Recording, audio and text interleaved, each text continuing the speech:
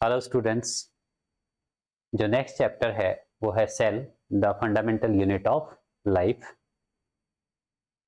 So first of all, class 8 में भी आपने सेल्स के बारे में थोड़ा स्टडी किया होगा, राइट? सो अब हम स्टार्ट कर रहे हैं इसमें 9th क्लास में। ये चैप्टर काफी डिटेल में होगा, ठीक है? So in 1665, in which year? 1665। ये एक साइंटिस्ट थे, रॉबर्ट हुक। इन्होंने observe that cork resembles to the honeycomb. Cork क्या होता है?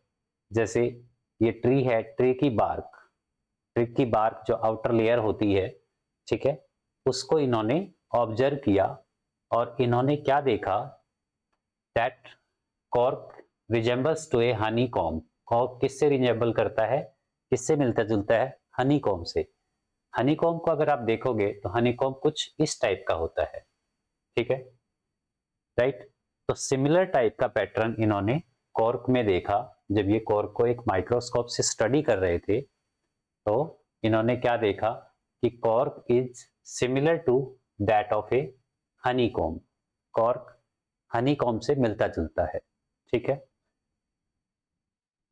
तो in 1665 Robert Hooke observe that cork resemble to the honeycomb structure consisting of many compartments, right? जैसे हनीकॉम्ब में ये डिफरेंट डिफरेंट कंपार्टमेंट्स हैं, इसी टाइप से सेल में भी, सॉरी, हनीकॉम्ब हनीकॉम्ब में जैसे कंपार्टमेंट्स हैं, इसी टाइप से कॉर्क में भी क्या है? कंपार्टमेंट्स हैं, ठीक है। ये जैसे यहाँ पर कॉर्क दिखाया हुआ है, तो जब वो अपने माइक्रोस्कोप से कॉर्क को ऑब्जर्व कर रहे थे तो उन्होंने देखा कॉर्क में भी उसी टाइप के कंपार्टमेंट्स हैं जिस टाइप के कंपार्टमेंट्स हनीकॉम्ब में है। हनीकॉम्ब कॉर्क से काफी सिमिलर है, कॉर्क से काफी मिलता जुलता है, ठीक है। एंड कॉर्क में भी वैसे ही कंपार्टमेंट्स हैं, वैसे ही पार्टीशंस हैं जैसे हनीकॉम्ब में पार्टीशंस हैं, राइट? कॉर्क क्या होता है? The cork is a substance that comes from the bark of the tree, right? cork क्या है? bark of the tree, जैसे ये यहाँ पर शो किया हुआ है, this is cork. Robert Hooke called these compartment as cell. तो कॉर्क में जो पार्टीशंस, जो स्ट्रक्चर रॉबर्ट हुक ने देखे, रॉबर्ट हुक ने उन कंपार्टमेंट्स को क्या नाम दिया? उन कंपार्टमेंट्स को रॉबर्ट हुक ने नाम दिया सेल। तो सेल्स क्या होते हैं? सेल एक लैटिन वर्ड है जिसका मतलब होता है little room. Cell is a Latin word जिसका मीनिंग होता है लिटिल रूम, राइट? और ये फर्स्ट टाइम था, it was the first time, पहली बार था, that someone had observed that living things are made up of separate units, ठीक है। उससे पहले क्या कंसिडर किया जाता था कि जो लिविंग थिंग है वो एक सिंगल यूनिट है। तो ये फर्स्ट टाइम रॉबर्ट हुक ने डिस्कवर किया था कि जो लिविंग थिंग्स हैं that are separate units, that is not a single unit, living things are separate units, right? So cell की डिस्कवरी कब हुई? 1665 में सेल डिस्कवर हुआ। कैसे डिस्कवर हुआ? कि रॉबर्ट हुक एक कॉर्क क्या होता है? बार्क ऑफ ट्री का। तो बार्क ऑफ ट्री का एक पीस रॉबर्ट हुक ऑब्जर्व कर रहे थे, किसकी हेल्प से? माइक्रोस्कोप की हेल्प से, ठीक है। तो रॉबर्ट हुक ने देखा कि cork is similar to that of honeycomb. जो कॉर्क का स्ट्रक्चर है वो हनीकॉम्ब के स्ट्रक्चर से रिजेंबल करता है, हनीकॉम्ब के स्ट्रक्चर से मिलता है, ठीक है। कॉर्क आप समझ गए कि कॉर्क क्या होता है? Cork is a substance that comes from bark of the tree, right? So जब रॉबर्ट हुक ने इन कंपार्टमेंट्स को देखा कि हनीकॉम्ब में कुछ इस टाइप के कंपार्टमेंट्स हैं, तो रॉबर्ट हुक ने उन कंपार्टमेंट्स को नाम दिया, क्या नाम दिया? Cell, right? रॉबर्ट हुक ने उन कंपार्टमेंट्स को क्या नेम दिया? Cell. Cell, what is cell? Cell एक लैटिन वर्ड है, cell is a Latin word जिसका मीनिंग होता है लिटिल रूम, राइट। सेल एक लैटिन वर्ड है और जिसका मीनिंग क्या होता है, लिटिल रूम, राइट। और ये फर्स्ट टाइम था जब किसी ने ऑब्जर्व किया था कि जो लिविंग थिंग्स हैं that are separate units, made up of separate units, right. उससे पहले क्या अज्यूम करते थे कि जो लिविंग थिंग्स हैं that is a single unit. So first time था जब किसी ने ऑब्जर्व किया था कि living things are separate units, ठीक है। ईयर आपको याद रखना है कि सेल डिस्कवर कब हुआ, 1665 में। सेल कब डिस्कवर हुआ, इन ईयर 1665। किसने डिस्कवर किया, रॉबर्ट हुक ने डिस्कवर किया, ठीक है, अपने एक सेल्फ मेड माइक्रोस्कोप से। जिस माइक्रोस्कोप से उन्होंने सेल को ऑब्जर्व किया था वो माइक्रोस्कोप उन्होंने खुद ही बनाया था, ठीक है। सेल का मीनिंग हमने पढ़ लिया कि सेल का मीनिंग होता है लिटिल रूम।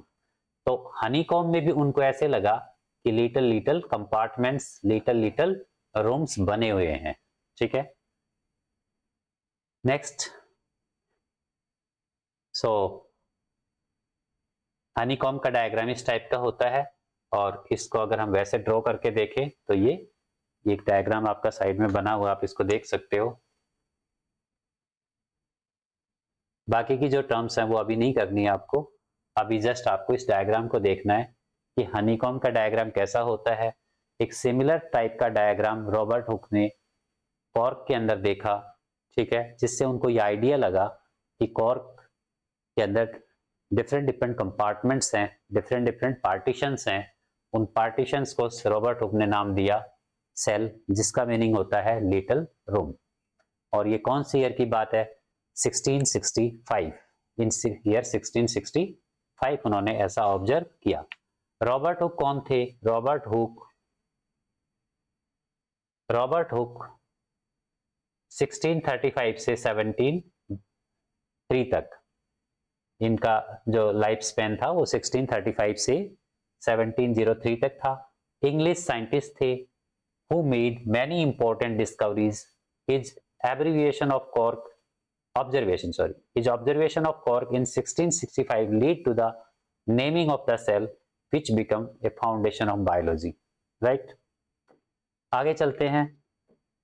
नेक्स्ट है बच्चों, कुछ इंपॉर्टेंट माइलस्टोन है, जैसे 1665 में रॉबर्ट हुक ने 1665 में रॉबर्ट हुक ने सेल को डिस्कवर किया। देन इन 1674 ये एक साइंटिस्ट थे लिवॉन हॉक, ठीक है। तो इन्होंने अपने एक इंप्रूव्ड माइक्रोस्कोप से with an improved microscope observe free living cells in pond water. Robert Hooke ने जो सेल डिस्कवर किया था that was a dead cell, क्योंकि कॉर्क डेड पार्ट होता है ट्री का, ठीक है, लिविंग नहीं होता है, ठीक है। तो रॉबर्ट हुक ने जो सेल डिस्कवर किया था that was a dead cell, right. उसके बाद लिवॉन हॉक ने क्या किया, लिवॉन हॉक ने भी एक सेल डिस्कवर किया, but this cell was living cell, और उन्होंने इस लिविंग सेल को पॉन्ड वाटर में फर्स्ट ऑफ ऑल डिस्कवर किया था। तो Leeuwenhoek with an improved microscope observe free living cells in pond water first time, ठीक है। तो फर्स्ट टाइम जो लिविंग सेल डिस्कवर हुआ वो कौन से ईयर में डिस्कवर हुआ, 1674। First time living cell was discovered in 1674, और किन्होंने डिस्कवर किया, लिवॉन हॉक, ठीक है। After then in 1831 Robert brown, ठीक है, ये भी एक साइंटिस्ट थे। तो इन्होंने 1831 में डिस्कवर्ड न्यूक्लियस। तो आपने क्लास 8th में पढ़ा होगा कि न्यूक्लियस क्या होता है। तो सेल के अंदर एक बॉडी है ये जो पूरे सेल को कंट्रोल करती है। काफी डिटेल में इसके बारे में हम आगे स्टडी करेंगे कि न्यूक्लियस क्या है। तो सेल के अंदर ही एक बॉडी है जो क्या कर रही है, सेल को कंट्रोल कर रही है, ठीक है, उसे कहते हैं न्यूक्लियस ऑफ द सेल। पूरे सेल को ये कंट्रोल करती है, ठीक है। तो Robert Brown discovered nucleus in which year? 1831, right. Then in year 1839 Purkinje coined the term protoplasm for liquid or fluid substance in the cell।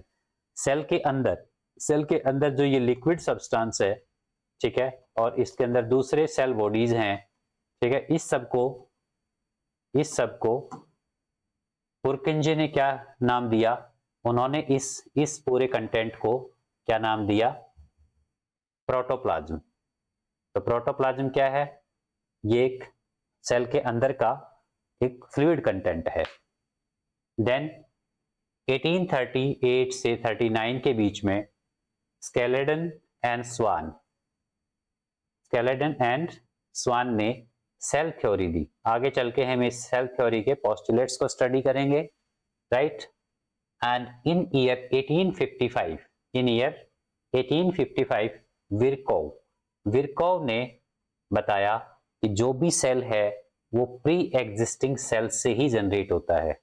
जो भी सेल है वो प्री एग्जिस्टिंग सेल से होता है। In 1855, the cell theory was explained by Virchow that cell arises from pre-existing cell. Next in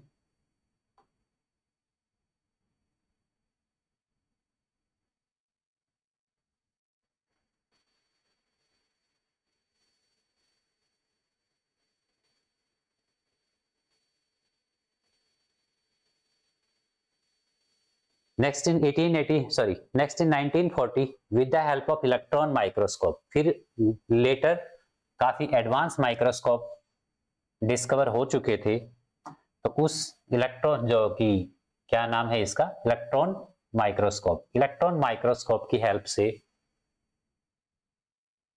cell को further study किया और ये पता लगा कि सेल के अंदर और बहुत सारी सेल बॉडीज हैं जिनको हम बाद में क्या बोलेंगे? सेल ऑर्गेनल, ठीक है। In 1940, with the help of electron microscope, it was possible to observe and understand the complex structure of the cell and various cell organelle, ठीक है।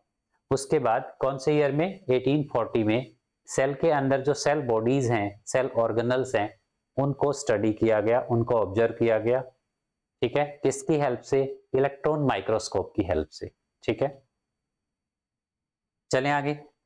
फर्स्ट ऑफ ऑल जो रॉबर्ट हुक ने discover किया था cell को, वो किसके help से किया था?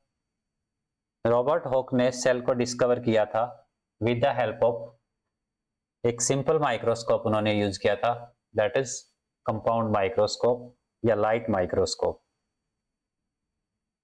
ठीक है।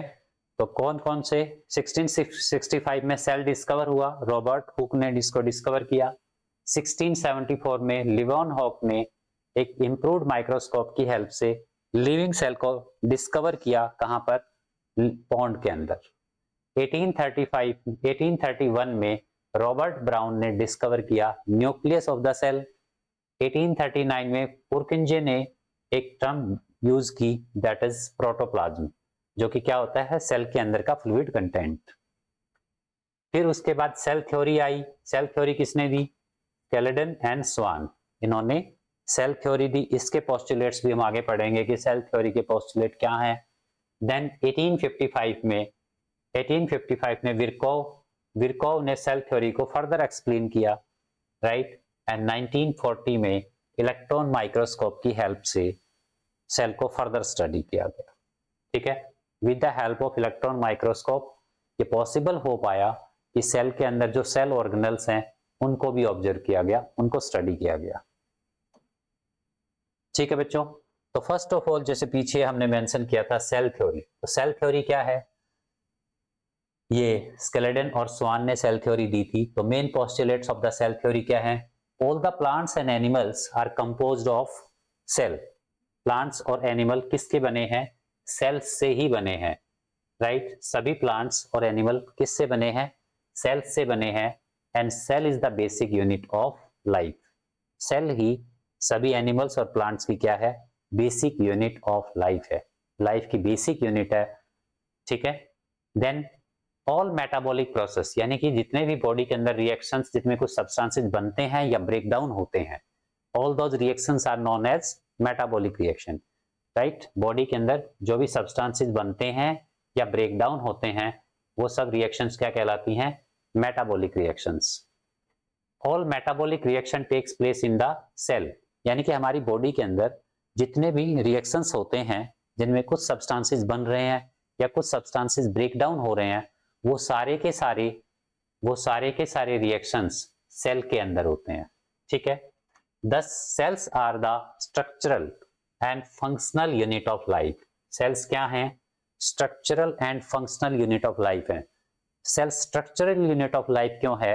क्योंकि जो हमारा पूरा बॉडी, हमारा या किसी भी एनिमल या किसी भी प्लांट का जो बॉडी है वो सेल्स से बना हुआ है, ठीक है। सेल्स कंबाइन करते रहते हैं, सेल्स मतलब इतने सारे सेल्स हमारी बॉडी के अंदर है, उनकी हेल्प से ही ये पूरा स्ट्रक्चर बना हुआ है, ठीक है। और हमारी लाइफ के जितने भी फंक्शन है, मतलब बॉडी के अंदर जितने भी फंक्शन हो रहे हैं, फिर वो चाहे कोई एनिमल बॉडी है या प्लांट बॉडी है, ठीक है, जितने भी फंक्शन हो रहे हैं वो सब फंक्शन कहां पर हो रहे हैं? सेल्स के अंदर हो रहे हैं। तो सेल क्या हो गया? फंक्शनल यूनिट ऑफ लाइफ, मतलब लाइफ से रिलेटेड जितने भी फंक्शंस चल रहे हैं हमारी बॉडी के अंदर, वो सब कौन कर रहा है? सेल कर रहा है। Therefore cell is the functional unit of life. And हमारा जो होल स्ट्रक्चर है that is made up of millions of the cells, ठीक है। सेल्स की हेल्प से ही हमारा ये पूरा स्ट्रक्चर बना हुआ है, इसलिए सेल क्या है? Structural unit of life, right. The second postulate of this theory is that all metabolic reaction, यानी कि शरीर में जितनी भी रिएक्शंस हो रही हैं जिनमें कुछ हमारी बॉडी से रिलेटेड सब्सटेंसेस बन रहे हैं, जो हमारी बॉडी की रिक्वायरमेंट है वो सब्सटेंसेस बन रहे हैं या कुछ ब्रेक डाउन हो रहे हैं, राइट। वो सारी रिएक्शन क्या होती हैं? मेटाबॉलिक रिएक्शंस होती हैं। और सारी की सारी मेटाबॉलिक रिएक्शन कहां पर होती हैं? सेल्स के अंदर होती हैं। इसलिए सेल क्या है? फंक्शनल यूनिट ऑफ लाइफ है। And whole structure is made up due to cells, इसलिए सेल्स क्या है? स्ट्रक्चरल यूनिट भी है। So cell is a structural and functional unit of life, ठीक है। नेक्स्ट पॉइंट आता है all cells arises by division of pre existing cells only, मतलब जो भी नया सेल बनता है वो पुराने सेल के डिवाइड होने से बनता है, ठीक है। एक सेल है, जब ये सेल मैच्योर हो जाता है तो ये दो सेल्स में डिवाइड हो जाता है, ठीक है। बाकी ये हम डिटेल में पढ़ेंगे सेल डिवीजन के under, right. So all cells arises by the division from pre existing cells only, यानी कि जो भी सेल्स बनते हैं वो पहले से जो सेल होते हैं उन्हीं से डिवाइड होके बनते हैं, राइट। रैंडमली ऐसे ही कोई सेल जनरेट नहीं हो सकता। No cell can be originate spontaneously, ठीक है। जैसे आप सेल को ऐसे क्रिएट नहीं कर सकते, सेल को ऐसे नहीं बना सकते जैसे लैब वगैरह में, ठीक है। सेल क्या होगा? किसी प्री एग्जिस्टिंग सेल से डिवाइड होके ही नया सेल बनेगा। Every organism start its life as a single cell, जो भी ऑर्गेनिज्म बनेगा फर्स्ट सबसे पहले उसके अंदर क्या होगा? एक सिंगल सेल होगा, फिर वो सेल्स डिवाइड होंगे, फर्दर डिवाइड होते रहेंगे और वो पूरा ऑर्गेनिज्म, एक बड़ा साइज का ऑर्गेनिज्म हो चाहे छोटे साइज का ऑर्गेनिज्म हो, वो सेल्स के डिवीजन से ही बनेगा, ठीक है। ऐसा नहीं है कि कोई बड़ा सा ऑर्गेनिज्म है, जैसे एलिफेंट है तो एलिफेंट के सेल्स बड़े बड़े हैं, राइट, ऐसा नहीं है। एलिफेंट के अंदर सेल्स ज्यादा हैं, इसलिए एलिफेंट का साइज इतना बड़ा है, ठीक है। तो जितने भी ऑर्गेनिज्म है वो सभी सेल्स से बने हैं, right.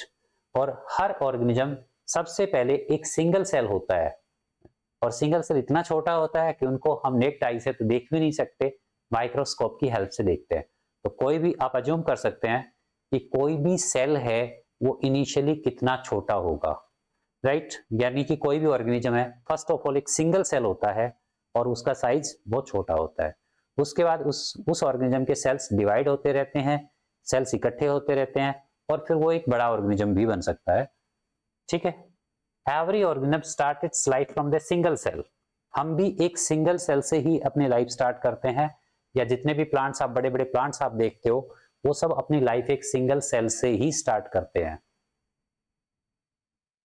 Virus are the exceptions of the cell theory. Virus जो सेल थ्योरी के जो पॉइंट्स है वो वायरस के लिए अप्लीकेबल नहीं है, क्योंकि वायरस का बिहेवियर थोड़ा अजीब सा बिहेवियर होता है। जब तक वो किसी सरफेस पे, मान लो यहाँ पर एक वायरस पड़ा है, तो वो इनएक्टिव स्टेट में रहेगा, वो कोई लिविंग होने का कोई सिम्टम शो नहीं करेगा जब तक वो किसी दूसरे एक्टिव सेल के अंदर नहीं चला जाता है। ठीक है, तो वायरस सेल थ्योरी के कॉन्सेप्ट वायरस के ऊपर अप्लीकेबल नहीं है, तो वायरस को एक्सेप्शन में रखा हुआ है। इंस्ट्रूमेंट स्टडिंग ऑफ सेल्स, कौन कौन से इंस्ट्रूमेंट्स, आगे पढ़ते हैं।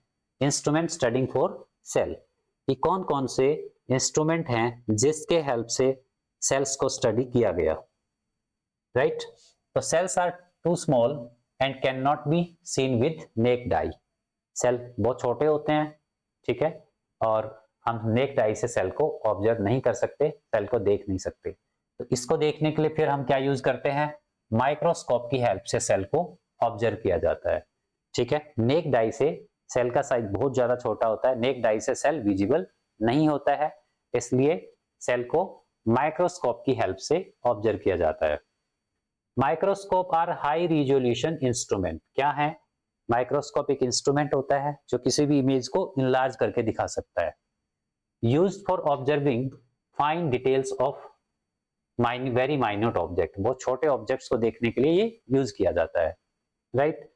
उसके बाद आ जाते हैं types of the microscope. Microscope कितने टाइप के हैं, तो यहाँ पर हमारे पास दो टाइप के माइक्रोस्कोप हैं। कौन कौन से, लाइट माइक्रोस्कोप, या इसका दूसरा नाम होता है कंपाउंड माइक्रोस्कोप। दूसरा नाम क्या होता है, कंपाउंड माइक्रोस्कोप, कंपाउंड माइक्रोस्कोप, ठीक है। एंड इलेक्ट्रॉन माइक्रोस्कोप, जो कंपाउंड लाइट माइक्रोस्कोप होते हैं वो बेसिक माइक्रोस्कोप होते हैं, इलेक्ट्रॉन माइक्रोस्कोप काफी एडवांस माइक्रोस्कोप होते हैं। बाकी इनका डिटेल में हम स्टडी करेंगे। यहाँ जो डायग्राम आपको दिखाया हुआ है ये लाइट माइक्रोस्कोप का डायग्राम है, इस टाइप का माइक्रोस्कोप होता है, ठीक है। एंड ये है एक एडवांस इलेक्ट्रॉन माइक्रोस्कोप है। तो सबसे पहले हम स्टडी करते हैं लाइट और कंपाउंड माइक्रोस्कोप क्या होते हैं। ये एक सिंपल स्टूडेंट माइक्रोस्कोप, यानी कि वो माइक्रोस्कोप है जो स्कूल में स्टूडेंट्स यूज करते हैं, ठीक है। एक सिंपल स्टूडेंट माइक्रोस्कोप है which is often used in schools, और नाम क्या है इसका, कंपाउंड माइक्रोस्कोप। तो कंपाउंड माइक्रोस्कोप एक सिंपल माइक्रोस्कोप है जो स्कूल्स में स्टूडेंट्स यूज करते हैं। These microscope are many lenses, बहुत सारे लेंस कॉम्बिनेशन होते हैं, जैसे यहाँ पर लेंस लगे हैं, अंदर भी कुछ लेंस लगे होते हैं, यहाँ पर भी लेंस लगे हैं, ठीक है, ये भी लेंस है। तो in these microscope many lenses are combined together, their magnification powers are from 300 to 1500 times, ठीक है। ये किसी ऑब्जेक्ट को उसके एक्चुअल साइज से 300 टाइम से 1500 टाइम के बीच में इनलार्ज कर सकते हैं। वो डिफरेंट माइक्रोस्कोप्स जो इस टाइप के माइक्रोस्कोप होते हैं उनके ऊपर डिपेंड करता है, ठीक है। तो these microscope can magnify an image 300 to 1500 times. These microscope use light to illuminate the object, जिस ऑब्जेक्ट को हम देख रहे हैं वो ऑब्जेक्ट यहाँ पर रखा जाता है इसमें, ठीक है। और इस ऑब्जेक्ट को इल्यूमिनेट करने के लिए यहाँ पर क्या यूज किया जाता है, लाइट का यूज किया जाता है। तो ये जैसे लेंस है, ये लाइट सोर्स है, ये लाइट को आसपास की लाइट को इकट्ठा करके इस ऑब्जेक्ट पे फॉल करवाएगा। So these microscope use light to illuminate the object. So this compound microscope is called light microscope, ठीक है। नेक्स्ट होता है इलेक्ट्रॉन माइक्रोस्कोप। इलेक्ट्रॉन माइक्रोस्कोप काफी एडवांस माइक्रोस्कोप है।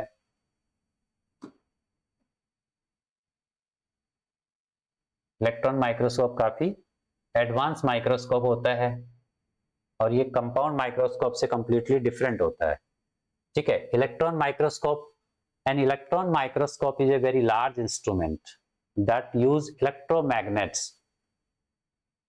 For magnification. वहां पर मैग्निफिकेशन के लिए लेंस यूज होते थे, यहां पर मैग्निफिकेशन के लिए क्या यूज होता है, इलेक्ट्रोमैग्नेट्स यूज होते हैं। And electrons for the illumination, मतलब उस ऑब्जेक्ट को लाइटन करने के लिए क्या यूज होते हैं, इलेक्ट्रॉन्स यूज होते हैं। This instrument was developed by knoll and रुस्का in Germany 1932 में। तो इलेक्ट्रॉन माइक्रोस्कोप कब डिस्कवर हुआ था, इन ईयर 1932, ठीक है, और इसका यूज कब से स्टार्ट हो गया था, 1940 से। इसको यूज करने के लिए बहुत हाई वोल्टेज ऑफ इलेक्ट्रिसिटी की जरूरत होती है, right. The electron microscope help in observing electron microscope help in observing सब सेलुलर स्ट्रक्चर, मतलब सेल के अंदर जो दूसरे सेल, सब सेलुलर सेल के छोटे छोटे स्ट्रक्चर, जो सेल के कंपोनेंट्स हैं सेल के अंदर, उनको ऑब्जर्व करने के लिए ये यूज किया जाता है, ठीक है। इसको जहां यूज किया जाता है वहां एक इंटरनल वैक्यूम की जरूरत होती है, right, essential for its working. Image of object obtain, और इसकी जो इमेज होती है वो किसी एक स्क्रीन के ऊपर दिखाई देती है, ठीक है। इसका जो मैग्निफिकेशन रेंज है that is 1 lakh to 5 lakh time तक ये मैग्नीफाई किसी ऑब्जेक्ट को कर सकता है, ठीक है। उसके बाद हम थोड़ा सा डिफरेंस देख लेते हैं दोनों में। लाइट माइक्रोस्कोप में क्या यूज होता है, लेंसेज यूज होते हैं, लेंस आपने सुने होंगे, लेंस क्या होते हैं। इलेक्ट्रॉन माइक्रोस्कोप में इलेक्ट्रोमैग्नेट्स यूज होते हैं, राइट, मतलब इलेक्ट्रोमैग्नेट ऐसे यूज होते हैं जब इलेक्ट्रिसिटी पास करती है तो वो एक मैग्नेट की तरह बिहेव करते हैं। It use a beam of light to illuminate the object, किसी ऑब्जेक्ट को इल्यूमिनेट करने के लिए, ऑब्जेक्ट को इल्यूमिनेट करने के लिए लाइट का यूज करते हैं, ठीक है। जबकि यहां पर एक इलेक्ट्रॉन बीम की हेल्प से ऑब्जेक्ट को इल्यूमिनेट किया जाता है, ठीक है। कंपाउंड माइक्रोस्कोप में किसी इंटरनल वैक्यूम की जरूरत नहीं होती है, राइट, जबकि इलेक्ट्रॉन माइक्रोस्कोप में एक इंटरनल वैक्यूम की जरूरत पड़ती है, ठीक है। कंपाउंड माइक्रोस्कोप में कोई इलेक्ट्रिसिटी की जरूरत नहीं है, जबकि इलेक्ट्रॉन माइक्रोस्कोप में हाई वोल्टेज ऑफ इलेक्ट्रिसिटी की रिक्वायरमेंट होती है, ठीक है। तो दोनों में आप कुछ डिफरेंस लिख सकते हैं, ऑलराइट। अब चलते हैं आगे। Based on the number of cells organism can be divided into 2 groups, मतलब जैसे हमने बात की कि जितने भी लिविंग ऑर्गेनिजम्स हैं वो सभी किससे बने हैं, सेल्स से बने हैं। जितने भी लिविंग ऑर्गेनिज्म हैं वो सेल्स से बने हुए हैं, ठीक है। तो अब किस ऑर्गेनिज्म में कितने सेल्स हैं, तो कुछ ऑर्गेनिज्म ऐसे होते हैं जिनमें सिर्फ एक सिंगल सेल होता है, और कुछ ऑर्गेनिज्म ऐसे होते हैं जिनमें मिलियंस ऑफ द सेल्स होते हैं, राइट। तो सिंगल सेल ऑर्गेनिज्म क्या है, यानी कि ऐसे ऑर्गेनिज्म जिनमें सिर्फ एक सेल होता है, उन ऑर्गेनिज्म को क्या कहते हैं, सिंगल सेल ऑर्गेनिज्म, राइट। जैसे अमीबा के अंदर, ये अमीबा एक लिविंग ऑर्गेनिज्म है और इसके अंदर सिर्फ एक सेल होता है, मतलब ये एक ही सेल पूरा इसका ये होल ऑर्गेनिज्म में, मतलब एक ही सेल से बना है पूरा ऑर्गेनिज्म, ठीक है। एक सिंगल सेल ही पूरा अमीबा होता है, राइट। जैसे क्लेमाइडोमोनास, ये भी एक लिविंग ऑर्गेनिज्म है और ये भी एक सिंगल सेल होता है। उसके बाद पैरामीशियम है, ये पैरामीशियम भी एक सिंगल सेल ऑर्गेनिज्म है। बैक्टीरिया सिंगल सेल ऑर्गेनिज्म है, राइट। तो ये सब क्या है, सिंगल सेल ऑर्गेनिज्म। उसके बाद आते हैं मल्टी सेलुलर ऑर्गेनिज्म, यानी कि जिनके अंदर बहुत सारे सेल्स होते हैं, ठीक है। जैसे फॉर एग्जांपल फंजाई आपने देखे होंगे, जैसे कि मशरूम, ब्रेड मोल्ड, आगे पढ़ेंगे हम। तो फंजाई क्या है, एक मल्टी सेलुलर है, मतलब इनके अंदर बहुत सारे सेल्स होते हैं। ऐसे ही जैसे प्लांट्स हैं, चाहे वो छोटा प्लांट हो चाहे बड़ा ट्री हो, ठीक है, सभी में क्या होता है, मल्टी सेलुलर ऑर्गेनिज्म है ये, बहुत सारे सेल्स इसमें होते हैं। एनिमल, ह्यूमन बीइंग, ये सब क्या है, मल्टी सेलुलर ऑर्गेनिज्म है। तो नंबर ऑफ सेल्स के क्राइटेरिया पे हम सभी ऑर्गेनिजम्स को 2 कैटेगरी में डिवाइड कर सकते हैं, single cell organism and multi cellular organism, correct. चलते हैं आगे। अब ये एक एक्टिविटी है कि अनियन से how to make a slide of onion peel, एक अनियन पील की स्लाइड हम कैसे बना सकते हैं।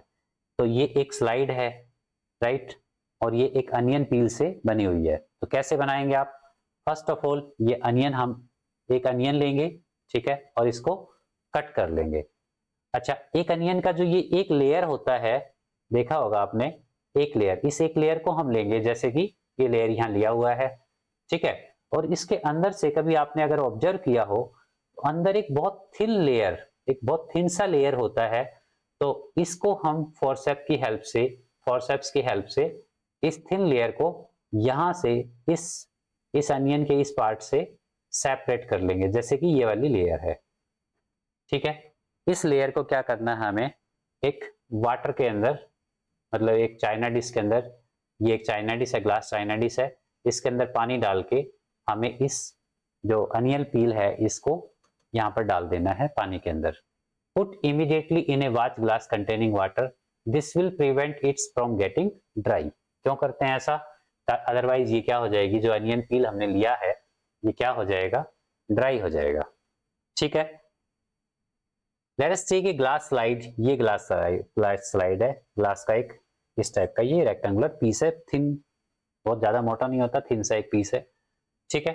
Late us take a glass slide, put a drop of water on it, ठीक है, ग्लास स्लाइड पे क्या डाला हमने, ये वाटर डाला है, drop it and transfer a small piece of peel from the watch glass. ये जो पील ऑफ था जो हमने अनियन से लिया था, ये हमने कहाँ डाल देना है, वॉच ग्लास के ऊपर रख देना है। ये बड़े ध्यान से रखना है कि रखते हुए ये फोल्ड वगैरह नहीं होना चाहिए, right. Put a drop of safranin solution, जो कि एक डार्क रेड लिक्विड सॉल्यूशन होता है। सैफ्रानिन क्या होता है, एक डार्क रेड कलर का सॉल्यूशन होता है। ऑन दिस पीस, हमें इस जो क्या था ये हमारे पास अनियन पील जो ये हमने एक थिन लेयर सेपरेट की थी, ठीक है, इसके ऊपर एक सैफ्रानिन सॉल्यूशन डाल देना है। तो सैफ्रानिन सॉल्यूशन से क्या होगा कि इसके अंदर के जो स्टेन है, ठीक है, वो क्लियरली विजिबल हो जाएंगे, राइट। और फिर इसके ऊपर एक दूसरी ग्लास स्लाइड को रख देना है, जैसे इसके ऊपर एक दूसरा ग्लास का पीस ये छोटा सा रख दिया है, ठीक है, जिसको हम क्या बोलते हैं, कवर स्लिप। इसके ऊपर एक कवर स्लिप रख देना है, ठीक है। Put a drop of safranin solution, dark red liquid solution होता है, on this piece followed by a cover slip. Take care to avoid air bubble, मतलब ये रखते हुए हमें ध्यान रखना है कि बीच में कोई एयर बबल ट्रैप नहीं हो जाए, ठीक है। व्हेन वी, और इस तरह से ये जो हमारे पास तैयार होके आया लाइक दिस, ये क्या है, इसे हम कहेंगे अनियन स्लाइड, मतलब peel, temporary amount of onion peel का हमने एक स्लाइड तैयार कर लिया। जब इस स्लाइड को हम माइक्रोस्कोप के अंडर में देखेंगे तो यह हमें कुछ इस टाइप का दिखाई देगा, ठीक है। एक हाई रिजोल्यूशन माइक्रोस्कोप के अंडर में जब इसको देखेंगे तो हमें ये कुछ इस टाइप का दिखाई देगा। तो जैसे एक, ये क्या है, ये एक पोर्शन जो है ये एक सेल है, और इसके अंदर जो ये एक पोर्शन है ये क्या है, इसका न्यूक्लियस है। ऐसे ही जैसे दूसरा ये एक पोर्शन दिखाई दे रहा है, ये भी क्या है, एक सेल है, और ये इसके अंदर जो दिखाई दे रहा बड़ा सा स्ट्रक्चर, ये क्या होता है इसका, ये क्या है, न्यूक्लियस है, ठीक है। तो इस टाइप से ये एक अनियन का स्लाइड हमने तैयार किया, ठीक है। So what are these structure onion, अब इसको स्ट्रक्चर को हमने जैसे देखा, ठीक है, तो कुछ तो हमें ये लेयर्स दिखाई दी, कुछ ये बीच बीच में स्ट्रक्चर्स, इस टाइप के स्ट्रक्चर्स दिखाई दिए, ठीक है। तो ये जो स्ट्रक्चर दिखाई दे रहे हैं ये क्या है, न्यूक्लियस ऑफ द सेल्स हैं। एक जैसे ये सेल हो गया, ठीक है, एक ये सेल हो गया, दूसरा सेल ये है, ठीक है। तो ये सब क्या है, जैसे ये दिखाई दे रहे हैं, ये सब क्या है, न्यूक्लियस ऑफ द सेल है। These structures look similar to each other, ये सारे सेल, जैसे सारे पोर्शन जो सारे स्ट्रक्चर हैं ये ऑलमोस्ट क्या है, सिमिलर है। These structures look similar to each other, together they form a big structure like onion, और यही पतली पतली लेयर्स और यही छोटे छोटे स्ट्रक्चर मिलके पूरा अनियन क्रिएट कर रहे थे, ठीक है। इन्हीं से पूरा अनियन बना हुआ है, हम भी ऐसे ही छोटे छोटे सेल्स से बने हुए हैं। We find from this activity that onion bulb of different size but similar small structure visible under microscope. बड़ा एक बहुत बड़ा अनियन लें आप या एक छोटा अनियन लें, दोनों से ऐसी एक माउंट तैयार करके अगर आप ऑब्जर्व करेंगे तो आप दोनों जगह क्या देखेंगे कि दोनों जगह क्या है, दोनों के सेल्स एक जैसे ही हैं। ऐसा नहीं है इसके सेल बहुत बड़े हैं या इसके सेल बहुत छोटे हैं, ठीक है। तो ये मैटर नहीं करता कि कोई ऑर्गेनिज्म बड़ा है या छोटा है, सेल्स उसके ऑलमोस्ट सिमिलर ही होते हैं, सेम साइज के ही होते हैं, बस इसमें नंबर ऑफ सेल्स ज्यादा होंगे और इसमें नंबर ऑफ सेल्स कम होंगे, ठीक है। We find from the activity that onion bulb of different size have similar small structure visible under microscope. ठीक है, क्या कंक्लूजन निकलता है यहाँ से? कंक्लूजन निकलता है कि on onion bulbs have similar looking cells. सभी अनियन बल्ब्स में एक ही टाइप के सेल्स आपको दिखाई दे रहे हैं। The size of onion does not change the structure of the cells. ये बड़े साइज का अनियन है, ये स्मॉल साइज का अनियन है, लेकिन दोनों के सेल्स एक ही साइज के हैं, डिफरेंट नहीं है। Each cell looks almost the same, और आप ये देख सकते हो दोनों डायग्राम्स में दोनों के सेल्स ऑलमोस्ट सेम दिखाई दे रहे हैं in the shape and structure, ठीक है। तो हाँ, यहाँ पर हमने क्या स्टडी किया इसमें कि जो अनियन है, ठीक है, चाहे वो बड़े साइज का अनियन हो चाहे छोटे साइज का अनियन हो, बड़े साइज का अनियन है तो इसमें भी उसी साइज के सेल्स होंगे, स्मॉलर अनियन है उसमें भी सेम साइज के सेल होंगे। अब बड़े अनियन का साइज बड़ा क्यों है? क्योंकि इसके अंदर नंबर ऑफ सेल्स ज्यादा हैं, और जो स्मॉलर अनियन है उसके अंदर नंबर ऑफ सेल्स कम है, ठीक है। चलो, बाकी तो ये हमारे ज्यादा यूज का नहीं है, ठीक है। The microscopic world and the cell. The invention of magnified lenses lead to the discovery of microscopic world.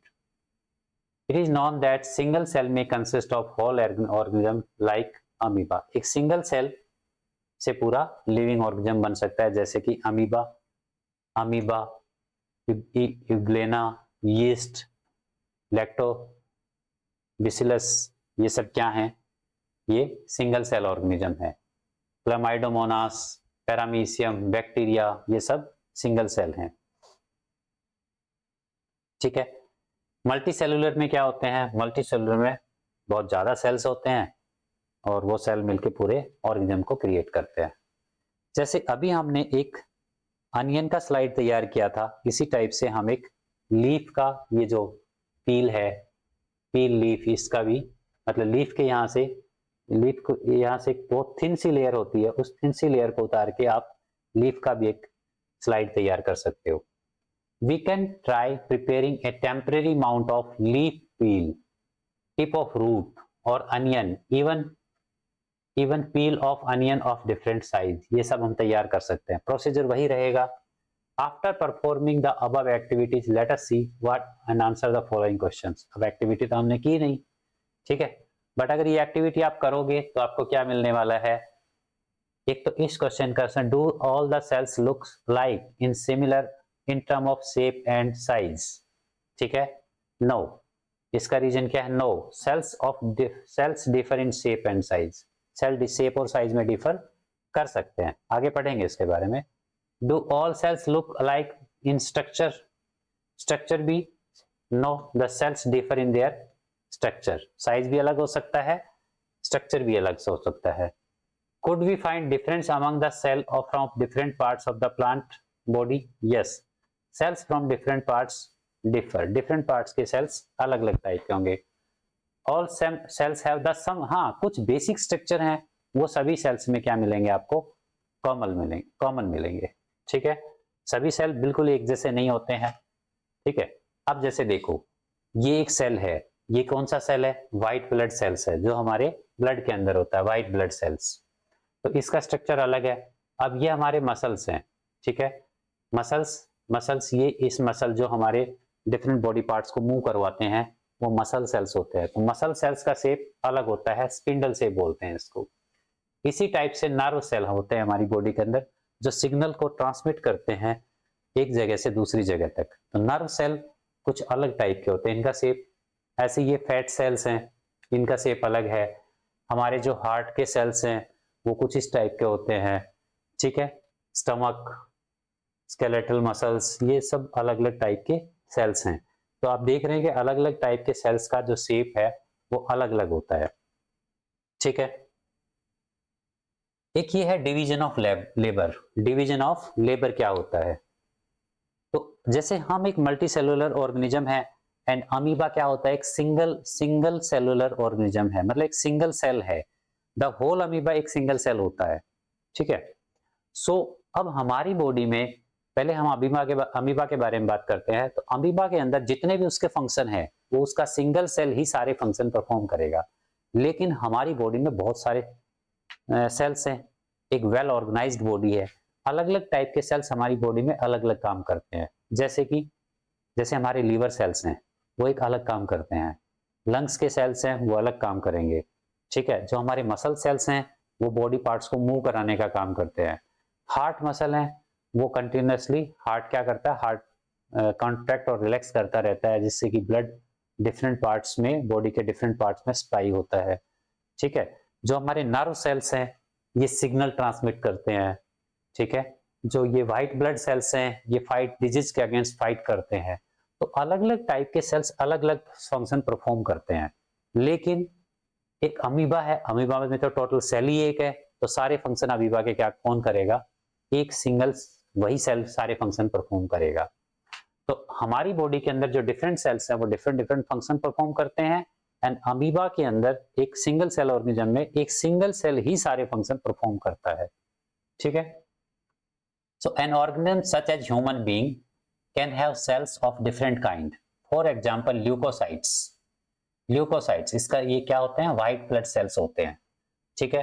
जैसे कि मसल सेल्स, ये मसल सेल्स हैं, ठीक है। एंड नर्व सेल, ये क्या है? नर्व सेल है। एंड फैट सेल्स, ये फैट सेल होते हैं, ये फैट को स्टोर करते हैं, ठीक है। Different parts of human body perform different functions, right. Body के डिफरेंट फंक्शंस, जैसे एक ग्रुप ऑफ सेल्स मिलके क्या बनाता है? लीवर बनाता है, उसका एक अलग काम है। एक ग्रुप ऑफ सेल मिलके क्या बनाता है? स्टमक बनाता है, उसका एक अलग काम है। एक ग्रुप ऑफ सेल मिलके क्या बनाता है? इंटेस्टाइन बनाता है, उसका एक अलग काम है, ठीक है। और भी इसी तरह से, जैसे ग्रुप ऑफ सेल मिलके लंग्स बना रहा है, लंग्स का काम अलग होता है, ठीक है। तो हमारे बॉडी के अंदर जो different different kind of cells हैं, वो अलग अलग फंक्शन परफॉर्म करते हैं। Different parts of the human body perform different functions. This is due to fact that division of labor, मतलब work is divided. सेल्स का, लंग्स का काम लंग्स ही करेंगे, स्टमक का काम स्टमक करेगा, ठीक है। हार्ट का काम हार्ट सेल्स ही करेंगे, मसल्स का काम मसल्स करेंगे, लाइक दिस, ठीक है। तो यहाँ पर क्या है? Work is divided, division of labour with in the multi cellular organism, ठीक है। इन ह्यूमन बॉडी हार्ट है, हार्ट है, तो हार्ट क्या करता है? ब्लड को पंप करता है, ठीक है। हार्ट ब्लड को पंप करता है, जिसकी वजह से ब्लड हमारे ब्रेन तक जाता है, नीचे लेग्स तक जाता है, फिंगर्स तक जाता है, बॉडी के हर पार्ट तक क्या है? ब्लड जाता है। तो heart, the human body has a heart to pump the blood, stomach to digest the food, skeletal muscle to perform movement and locomotion and so on, ठीक है। Heart as a special muscle, heart के जो muscles होते हैं उनको क्या कहते हैं? Cardiac muscles. कौन से muscles? Cardiac muscles, which contract rapidly, rhythmically, tirelessly and never fatigues during the life of an organism. मतलब थ्रू आउट द लाइफ ये बिना थके कंटिन्यूसली वर्क करते हैं, ठीक है, जिसकी वजह से ऑर्गेनिज्म अलाइव रहता है। Stomach has a special cell, mucus cell, ठीक है। म्यूकस सेल वो क्या करते हैं? स्टमक के अंदर एक, जब हमारे स्टमक में हाइड्रोक्लोरिक एसिड रिलीज होता है, जिसकी वजह से फूड डाइजेस्ट होता है, ठीक है। तो स्टमक, उस हाइड्रोक्लोरिक एसिड की वजह से स्टमक के जो इनर वॉल है वो डैमेज हो सकते हैं, तो उनको प्रोटेक्ट करने के लिए म्यूकस सेल्स के, स्टमक के अंदर म्यूकस रिलीज होता है, और वो म्यूकस स्टमक वॉल को प्रोटेक्ट करता है, ठीक है। Skeletal muscles are voluntary muscles that are only contraction depends on our will. जो हमारे स्केलेटल मसल्स हैं, ये अभी बाद में हम इनके बारे में भी पढ़ेंगे एक नेक्स्ट चैप्टर में।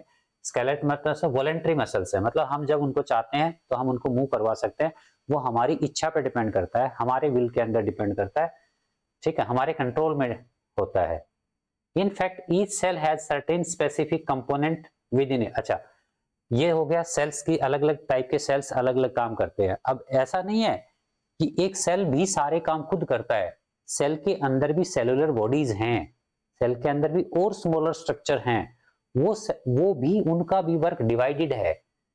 एक सेल सारे काम नहीं कर रहा है, सेल के अंदर भी छोटे छोटे कंपोनेंट हैं, छोटे छोटे स्ट्रक्चर हैं, और वो सेल जो एक सारे काम एक सेल जो कर रहा है उसके भी कुछ अलग अलग पार्ट्स वो उसके सब पार्ट्स करते हैं। आप फर्दर हम जब डिटेल में पढ़ेंगे चैप्टर में तो ये सब डिस्कस करेंगे, ठीक है। जैसे फॉर एग्जांपल यहाँ पर क्या एग्जांपल दिया है, specific component within it known as cell organelles. जो सेल के जो दूसरे कंपोनेंट होते हैं सेल के अंदर उनको क्या कहते हैं, सेल ऑर्गेनल्स, ठीक है। अच्छा, ये सेल ऑर्गेनल्स क्या करते हैं, it is a kind of cell organelle that perform specific function, और ये सेल के लिए डिफरेंट डिफरेंट फंक्शन परफॉर्म करते हैं। For example making new material in the cell, protein synthesis by ribosome. जैसे प्रोटीन, सेल के अंदर प्रोटीन कौन बनाता है, सेल के अंदर प्रोटीन बनाता है राइबोसोम, ठीक है। फूड सिंथेसिस बाय क्लोरोप्लास्ट, जो ग्रीन प्लांट्स होते हैं उनके अंदर जो फूड बनता है वो उनके सेल से बनाते हैं, लेकिन सेल के अंदर भी कंपोनेंट है, कौन है, क्लोरोप्लास्ट, एक पिगमेंट होता है, वो क्या करता है, फूड बनाने में हेल्प करता है। Cleaning up of waste substance from the cell by lysosome, lysosome cell के अंदर जो वेस्ट मटेरियल होते हैं उनको उनसे सेल को क्लीन करते हैं, ठीक है। तो it is the organelles that together form the basic building block of the cell, और ये सारे ऑर्गेनल मिलके क्या बनाते हैं, सेल बनाते हैं। तो देखो हम एक ऑर्गेनिज्म है, हमारे सारे फंक्शन एक सेल करता है, और एक सेल के अंदर भी और सेलुलर बॉडीज हैं जो सेल के लिए डिफरेंट डिफरेंट काम करते हैं, ओके।